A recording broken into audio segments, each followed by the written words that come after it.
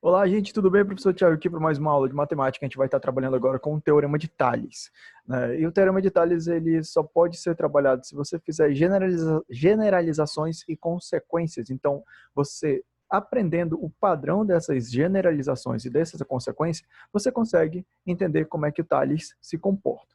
Vamos lá. A gente não vai enrolar muito aqui, não. Tá aqui as nossas generalizações, certo? O teorema de Tales, ele sempre vai ser formado por retas paralelas cortadas por transversais, só que nesse caso você vai ter duas transversais cortando uma determinada quantidade de retas paralelas. Inclusive, olha o nosso exemplo aqui, ó. É parecido com esse que nós temos. Aqui nós temos três retas paralelas cortadas por duas transversais, mas pode acontecer, por exemplo, de uma terceira reta transversal, de uma terceira reta transversal cortar aqui essas nossas três retas paralelas, ou pode acontecer de surgir uma nova reta paralela aqui, ó. Isso daqui vai continuar acontecendo. A gente pega sempre o exemplo com questões aí que trabalham com três retas paralelas, quatro, porque fica mais compreensível de trabalhar, você não precisa ficar muito enrolando nisso. Quais são as relações consequentes disso daqui? Eu quero que você perceba o seguinte, imagine que essa reta aqui, ó, chamar de reta R, imagine que essa reta R, ela venha para cá para baixo, bem aqui assim mais ou menos. Ó. O que aconteceria com o nosso tamanho A? Ele diminuiria, seria o A menos um pedaço, menos esse outro pedaço aqui. Isso acontecendo, o que aconteceria com o tamanho daqui para cá? Vou chamar aqui de ponto A e ponto B. Esse ponto A e ponto B também diminuiria. O teorema de Tales, ele diz que se um diminui, isso daí vai afetar a outra região dessa estrutura, né, dessa estrutura visual. Só que perceba uma coisa, não é só desse lado que iria acontecer uma mudança se caso essa nossa reta R caísse. Aqui no nosso espaço C, eu vou chamar o ponto C e o ponto D bem aqui, essa reta nossa DC ou CD, ela também iria diminuir. Opa, parou. Isso é consequência de proporcionalidade. Se uma aumenta, a outra aumenta, se uma diminui, a outra diminui, isso é proporção. Realmente, a proporção é a consequência dessas relações. Observe o seguinte, que nossa primeira relação é justamente A sobre B igual a C sobre D. É a nossa primeira proporção. Por quê? Porque se eu diminuo o tamanho do A, eu diminuo o tamanho total. Se eu diminuo o tamanho do C, eu diminuo o tamanho total. Se eu aumento o tamanho do A aqui para cima, essa minha reta aqui ela também vai aumentar. Ou seja, definição de proporção. Diretamente proporcional nesse caso. Se uma aumenta, a outra aumenta. Se uma diminui, a outra diminui. Inclusive tem videoaulas aí na playlist anterior sobre grandezas proporcionais que eu fiz justamente esse paralelo. Dá uma olhada lá depois, se você quiser tirar alguma dúvida sobre razões e proporções. Mas o princípio é o mesmo. Um aumenta, outro aumenta, um diminui, outro diminui. Isso não acontece só para essas retas aqui, tá, gente? Não acontece só para essas retas. Acontece também, se caso, por exemplo, a gente pegar... Deixa eu tentar fazer uma simulação aqui. Opa, aí. Vamos supor que eu pegasse essa nossa reta e projetasse ela para cá assim, ó. Observa o que aconteceria. O nosso espaço CD, ele aumentaria. Observa, esse tamanho de C e esse tamanho de C como ficaria? Conforme ela está inclinando, ela está aumentando a dimensão dela.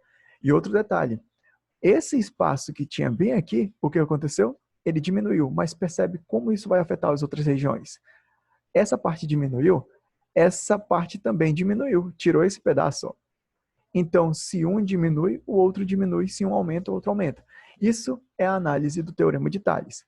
E as proporções consequentes são justamente essas. Nossa primeira relação, esse espaço sobre esse espaço igual esse espaço sobre esse espaço. É uma das relações que eu mais gosto de observar, porque a gente consegue visualizar elas já na forma de proporção. Outra relação, nossa segunda relação. Esse pedaço dividido pelo todo, ó, o A sobre A mais B, porque esse tamanho daqui para cá vai ser A mais B, isso vai ser igual a esse espaço dividido pelo todo. Ou seja, C sobre D. Professor, posso fazer o contrário? O espaço todo dividido por um pedaço? Sem problema nenhum, você pode até colocar como uma das observações. Ó. A mais B sobre A igual Nesse caso, você vai ter que fazer a mesma relação aqui. C mais D sobre C. Tem alguma outra relação? Tem. Essa mesma. A mais B sobre, só que B agora. Igual C mais D sobre quem? Sobre o D.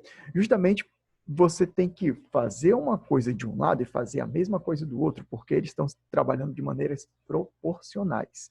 Tá bom?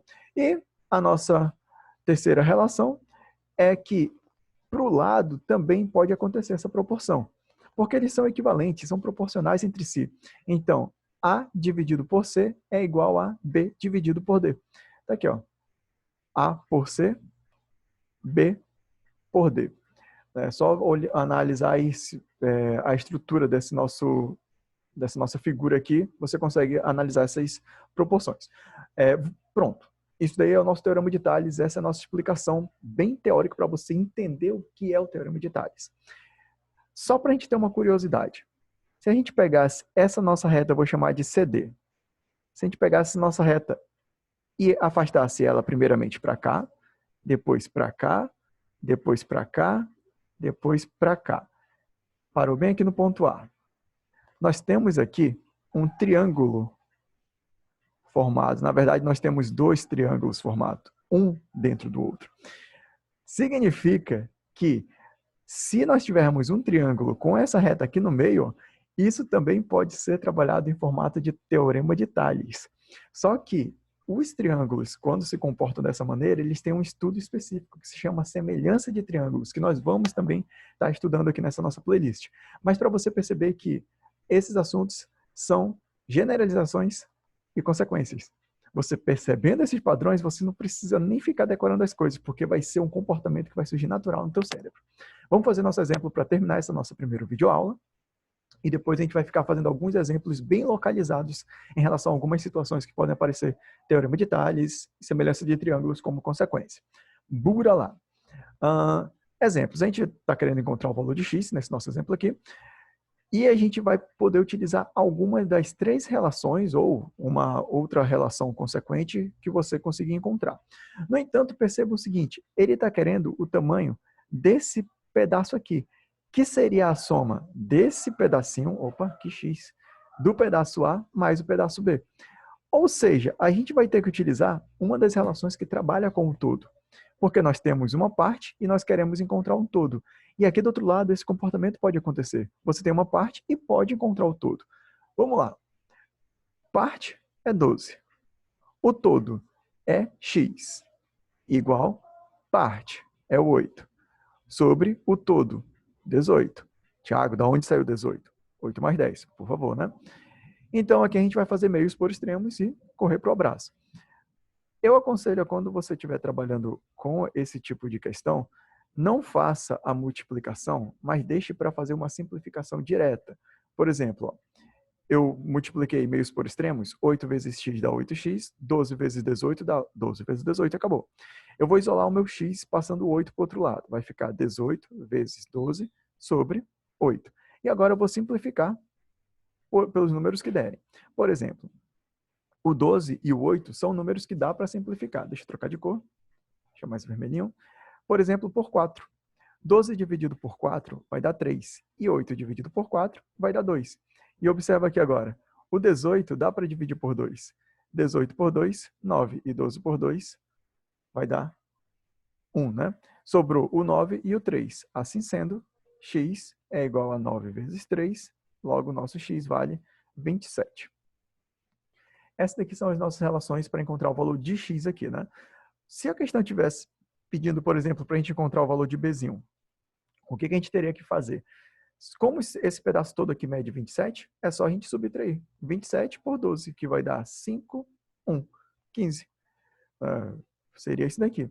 Agora, observa, a questão já acabou, o valor de x foi encontrado, né? E o nosso bzinho aqui a gente está fazendo uma análise mais aprofundada. Mas eu quero que você veja uma coisa. Vamos pegar e colocar essas proporções no que elas realmente são. Vou colocar até aqui embaixo. Eu vou colocar 12 dividido por 15, é só uma análise isso, tá, gente? A nossa questão já acabou. E 8 dividido por 10. Se eu reduzir essas duas operações, essas duas razões, elas vão obter a mesma fração. Eu vou comprovar que o teorema de Tales ele é verdadeiro fazendo aqui uma jogadinha com essas duas razões.